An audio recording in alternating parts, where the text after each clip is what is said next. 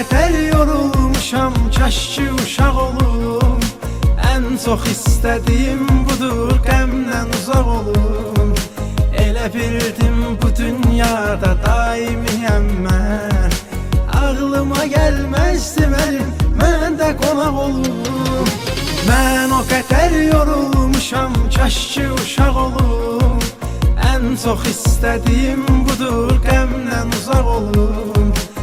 Elə bildim bu dünyada daimiyəm mən. Ağlıma gəlməzdi mənim, mən də qonaq olum.